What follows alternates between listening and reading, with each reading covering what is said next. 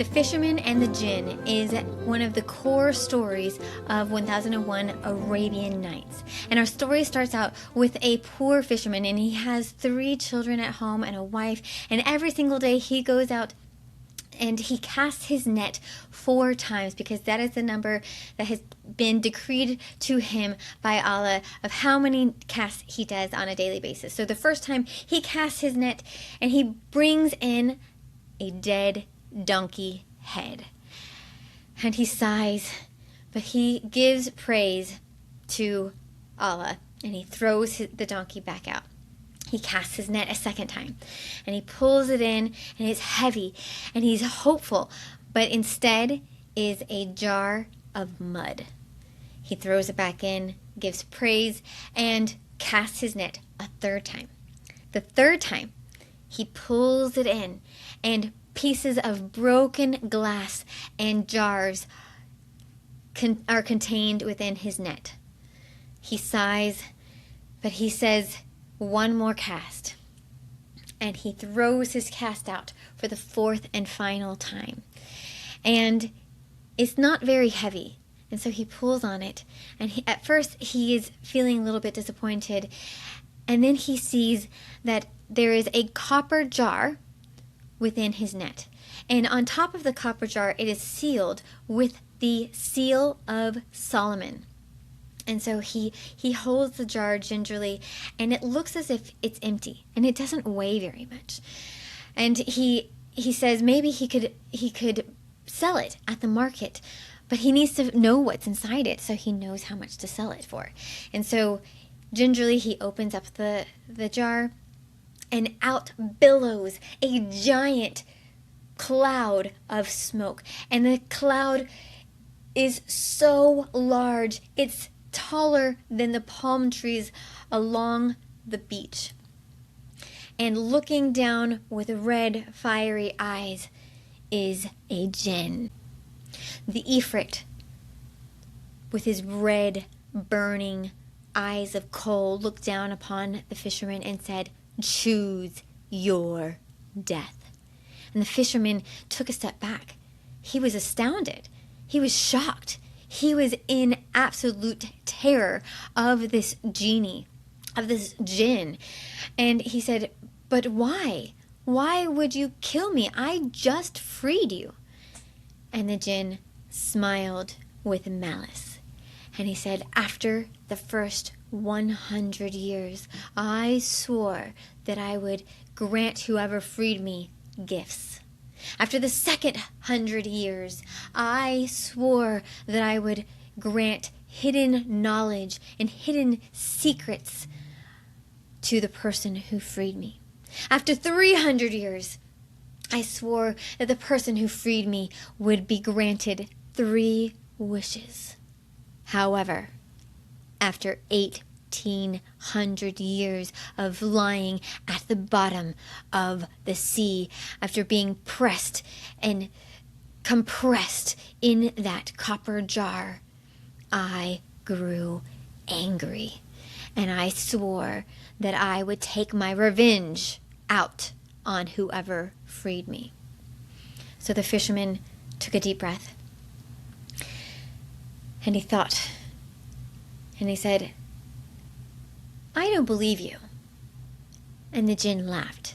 He said, "You don't believe I will kill you?" And he said, "No, I don't believe that you came from that jar. You are much too large to have ever fit inside that tiny copper jar. You didn't come from there." And the Djinn laughed, his angry laugh, and he said, "Watch me." And he shrunk his smoke form back into the jar, and the fisherman got the cork and he stuffed it back in. And he took the jar in his hand, and he was about to throw it back out into the water when the Djinn from inside started desperately crying out, "Please, please, please, whatever you do, don't throw me back in."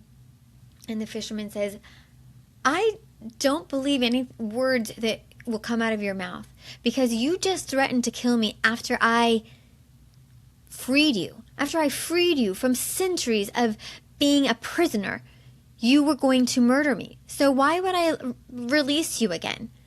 I'm just going to throw you back into the water where you can rot for the rest of eternity. And the Djinn says, no, no, please don't do that. And so the fisherman takes a moment and he says, let me think it over. But while I do, I'm going to tell you the story of King Yunnan and the sage. And the story was about a king who was healed by a man of knowledge, a true Renaissance man, a man who was able to heal the king's leprosy without even touching with him, without even giving him medicine. But the vizier in the story was able to twist the king's mind against the sage, the man who had saved him from a painful death. And instead of granting him rewards as he should have been given, he was granted death.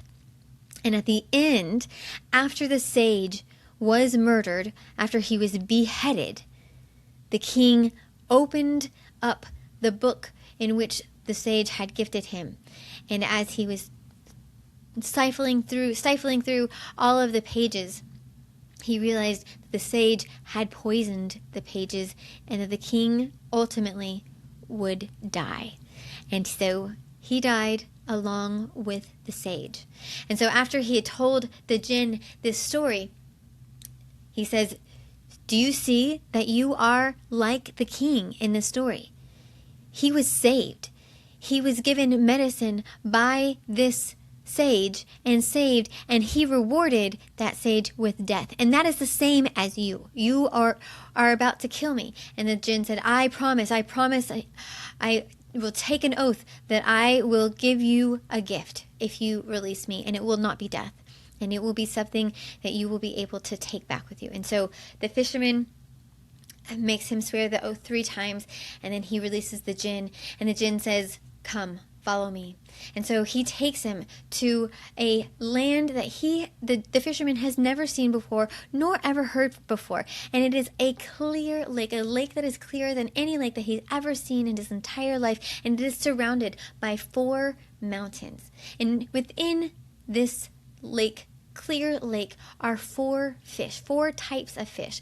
There are fish of red, blue, yellow, and white.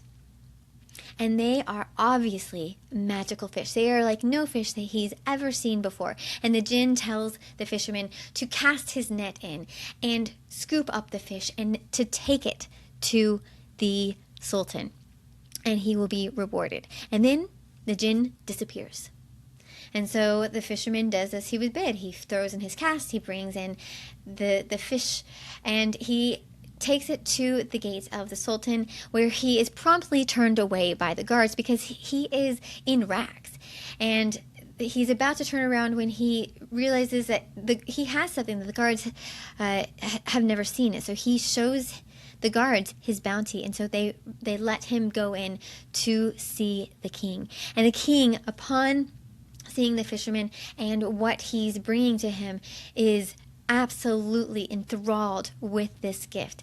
And he gives the fisherman more wealth than he has ever seen in his life, and he and his family have never go hungry again. But that is not the end of the story. However, that is where we are ending this story. So we will have to make sure to stay tuned for part 2 to find out about the clear lake and the 4 magical fish that the king is about to explore and discover. Thanks so much for listening. I'm Vanessa Y. Rogers from Fairy Tale Flip, and make sure you listen to this next episode because it is actually part of The Fisherman and the Djinn, which is part of the Arabian Nights stories. But as these stories are told, they are always kind of told to lead in to another story, just as I am doing here. So it is part of how these stories are told. Thanks so much, and until next time, keep the fairy tales alive.